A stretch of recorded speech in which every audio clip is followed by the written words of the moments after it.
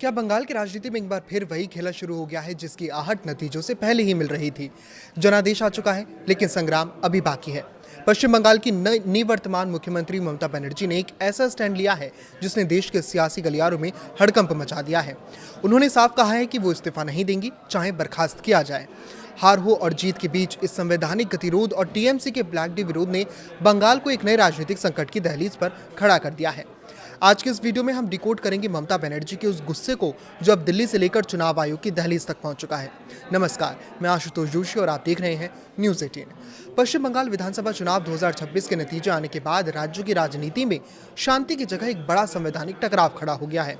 आमतौर पर हार मिलने के बाद मुख्यमंत्री पद से इस्तीफा देना और लोकतांत्रिक परंपरा रही है, लेकिन टीएमसी प्रमुख ममता बनर्जी ने इस परंपरा को चुनौती देते हुए साफ कर दिया है कि वो अपनी कुर्सी नहीं छोड़ेंगी। नवनिर्वाचित विधायकों के साथ हुई एक हाई वोल्टेज बैठक में ममता बनर्जी का रुख बेहद आक्रामक रहा। उन्होंने स्पष्ट शब्दों में कहा कि ये जनादेश स्वाभाविक नहीं है, बल्कि एक साजिश का परिणाम है। ममता बनर्जी का सबसे बड़ा आरोप चुनाव आयोग, राज्य पुलिस और केंद्रीय सुरक्षा बलों यानी सीआरपीएफ पर रहा है। उन्होंने दावा किया कि टीएमसी के जिन उम्मीदवारों को हार का सामना करना पड़ा है, उन्हें जबरदस्ती हराया गया। दीदी का तर्क है कि चुनाव प्रक्रिया के दौरान धांधली हुई और मुख्य चुनाव अधिकारी ने उन शिकायतों पर ध्यान नहीं दिया जो उनकी पार्टी ने उठाई थी। टीएमसी का दावा है कि उनके 1500 से ज्यादा पार्टी कार्यालयों पर कब्जा कर लिया गया है, जो राज्य में लोकतांत्रिक ढांचे के टूटने का संकेत है। यह आरोप केवल प्रशासनिक नहीं बल्कि राजनीतिक रूप से भी बेहद गंभीर है, क्योंकि ये सीधे तौर पर चुनावी शुचिता पर सवाल उठाते हैं। बैठक के दौरान ममता बनर्जी ने एक आजाद पंछी की तरह लड़ने की बात कही। उन्होंने कहा, मैंने उन्हें नैतिक रूप से हरा दिया है। ये बयान दर्शाता है कि ममता बनर्जी सीटों के गणित से ज्यादा नैतिक जीत के नैरेटिव पर ध्यान केंद्रित कर रही हैं।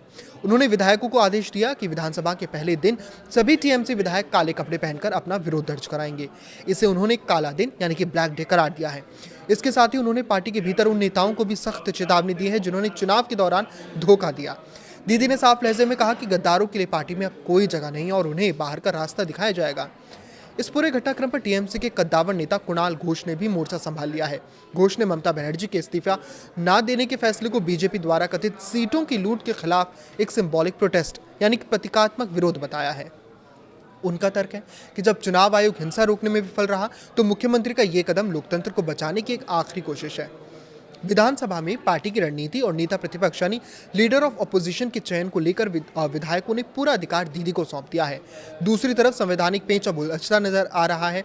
राज्य के मुख्य निर्वाचन अधिकारी मनोज कुमार अग्रवाल ने स्पष्ट किया है कि चुनाव आयोग का काम केवल निष्पक्ष चुनाव कराना और परिणाम घोषित कराना है। सरकार गठन की प्रक्रिया पूरी तरह संवैधानिक है और ये राज्यपाल की भूमिका के इर्द गिर्द घूमती है। ऐसे में सवाल यह है कि क्या बंगाल एक बार फिर राष्ट्रपति शासन की ओर बढ़ रहा है या फिर ये ममता बनर्जी का एक मास्टर स्ट्रोक है जिससे वो राष्ट्रीय स्तर पर इंडिया गठबंधन को एकजुट कर बीजेपी के खिलाफ एक बड़ा मोर्चा तैयार करना चाहती हैं।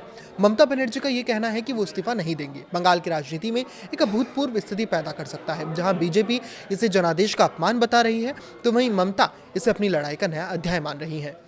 ये देखना दिलचस्प होगा कि विधानसभा के पहले दिन जब काले कपड़ों में टीएमसी विधायक पहुंचेंगे तो बंगाल का सियासी पारा किस स्तर तक जाएगा।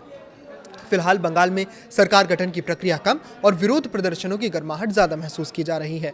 4 मई के नतीजों में भले ही भविष्य की रूपरेखा तय कर दी हो, लेकिन वर्तमान अभी भी ममता बनर्जी के जुझारू तेवरों की गिरफ्त में है। इस पर आपकी क्या राय है, हमें कमेंट करके जरूर बताएं। लाइक करें, शेयर करें और इसी तरह जुड़े रहें। नमस्कार।